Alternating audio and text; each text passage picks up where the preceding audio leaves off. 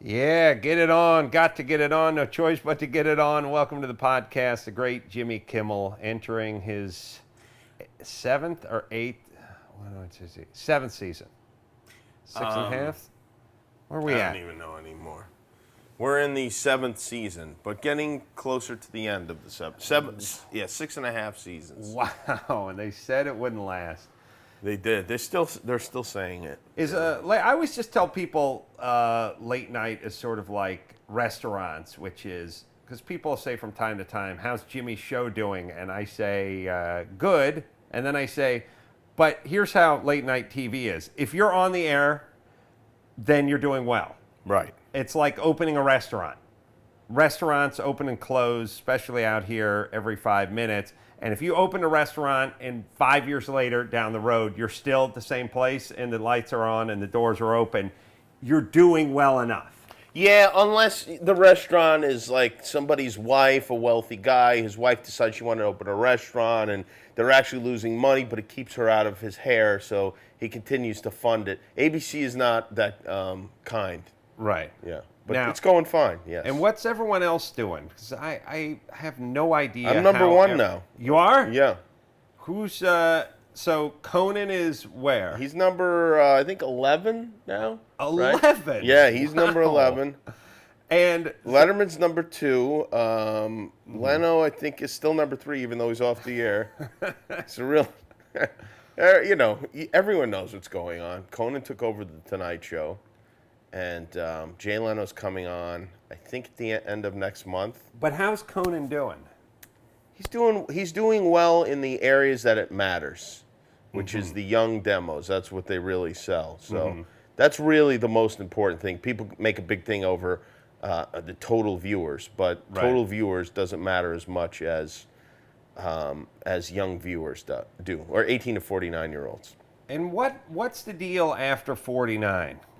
After 49, you don't exist to the world of advertising. But I feel like I spend more money now at 45 than I did at 23. Yeah, but once you hit 50, you're going to stop. Oh, really? Yeah.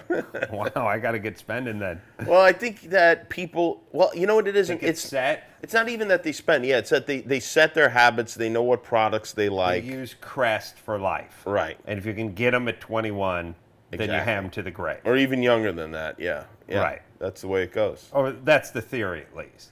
Yeah, that's the theory, but I think it has some pretty good, a good track record. It does, but I was just talking to a friend of ours, Kevin Hench, and he's turning his car in. He's turning his Infiniti in. And I said, well, what are you going to get? And he said, I'm not sure. And I said, you're going to get another Infiniti? And he said, maybe, maybe not. And I know you're going to turn your car in, and you'll probably get another car, and I'll turn my car in, and I'm not going to get the same car.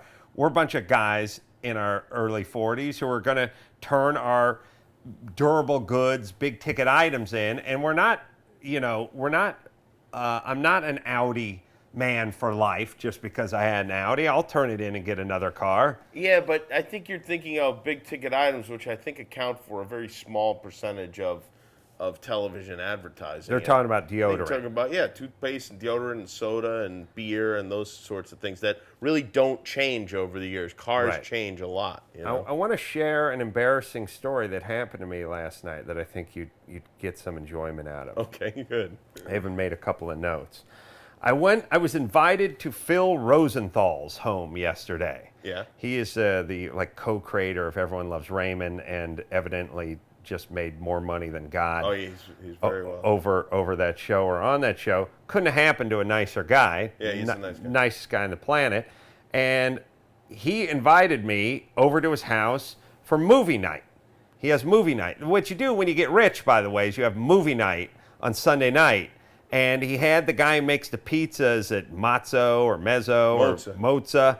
That guy was over, not Mario Vitale, not that guy, but one of his guys. Yeah. And he has a pizza oven in his kitchen, and he has the oven designed exactly how it is over at Mozza. And he's got the guy who makes it at Mozza, and he's just making pizzas all night. And Neil Simon is there. Wow. Norman Lear is there. Wow. Norman Lear I spoke to for quite some time. Norman Lear, just in our conversation, dropped that he has a 62-year-old daughter and he has 14-year-old twins.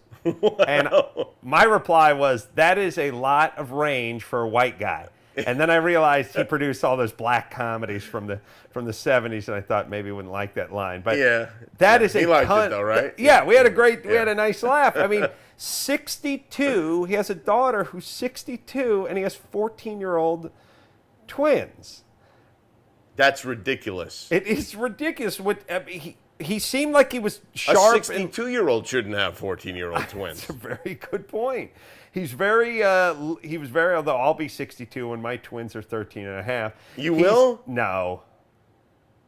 I had to think about it for a second. So he's very lucid. He's funny. He's saying there's a full house. There's 25 or 30 people. And we're going to go into Phil Rosenthal's $1 million theater, and we're going to watch on some 26-foot screen the movie True Romance. Mm-hmm. I don't know how he picks his movies, but we end up with True Romance. Clearly, he's run out of films and people to invite. Well, this is certainly with me there. This is interesting because Quentin Tarantino wrote it and Tony Scott directed it, and it's got Slater and Patricia Arquette, who, by the way, great rack, underrated rack. Everyone focuses on her sister's rack, and solid in this movie too.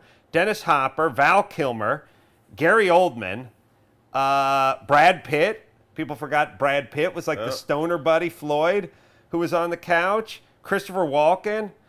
Samuel L. Jackson was in it. Also, James Gandolfini. Really? A young and not so fat, but still kind of fat, James Gandolfini had a pretty big role in the thing. So it's a real all-star team. For a long time. And so here's the problem. Here's where the embarrassing. Phil never invites me over. Here's where the embarrassing part comes. You masturbate to her rack.